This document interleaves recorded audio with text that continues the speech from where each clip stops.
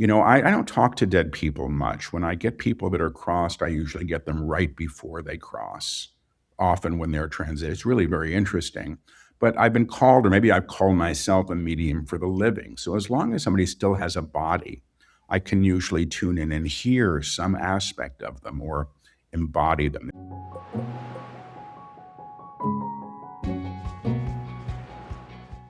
One of the things that I was surprised by is that you're very clear. I'm not a spiritual teacher.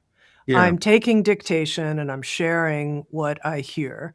And so I take from that that the teachers are the guides Mhm. and you're the, as you said, the radio station that's receiving Mhm. them. And at first I thought, come on, Paul, Yeah. like Okay. you're listening to all this stuff. It's coming through you, own the seat of being the person who understands this material and can teach on it. And just you and I are getting to know each other. I was talking to my wife about this, and she herself does spiritual healing work and trains people in Mhm. depth to become spiritual healers. And she said, how wonderful, Tammy, that you're talking to someone who has this capacity, who doesn't have to claim it. Like, what a humility that is. It's a good thing. Whereas I Mhm. was like, come on, he should step into being able to teach on this material himself. Mhm. So Mhm. my question underneath it is, how do you make sense, if you will, of the vibration that you're at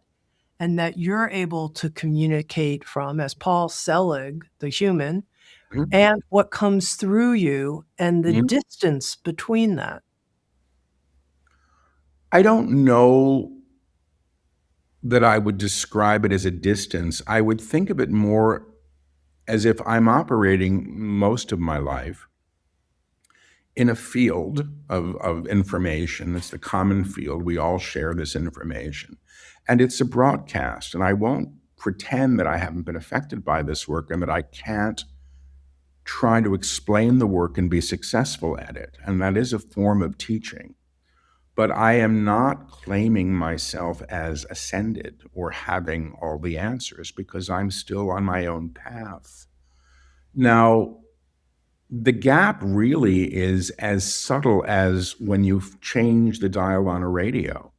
It's minute, and suddenly there's something else that's available. And in my case, it's always present. When I first started channeling, and I was doing groups early on. I was still studying with a teacher who was, what is this guy doing with his own work? I was doing this stuff and I was terrified that I wouldn't be able to hear, that people would show up for an event. And it was like I had a tin can up to my ear on a string and I kept hoping somebody else would speak into the other side. And finally, one night, the guide said, do we have permission to merge? And from that day on, it's always been present. It's always been that easy to shift, to shift focus. So I think of it as a shift of focus. I will say, though, that if I understand the guide's teaching, there is an aspect of all of us that is at this level of alignment. And the teachings that they bring forth are all about how we align at that level. I was, when I was younger, in my 30s, caught up in the specialness of this stuff and the need to be seen as the one doing this. And that's a bit of a trap. And the guides in an early lecture, when I first started doing workshops, and there was some man who said, "Oh, I understand this teaching. We are all the Christ." And the guides corrected him and says, "No, you don't become the Christ. The Christ becomes you," which is a very different teaching. The need for the egoic structure, the personality self, to claim its self importance through this, I think is something of a trap. And I've experienced it. I don't like it. And it's not that I am denigrating my own role in this or lessening it. I understand myself in some ways as a student who sits in the front row, and I get to ask questions because I'm in the flow, and they'll let me. I used to say when I was channeling, it was like climbing into the backseat of a car with a magazine and letting somebody else drive. But if I heard something that I found contrary to all of my beliefs or that I couldn't get behind, I was known to lean over and say, "What the hell was that?" And for the most part, if they wanted to continue their lecture, they had to answer it in some way. Now, you mentioned that you yourself can shift. Mhm.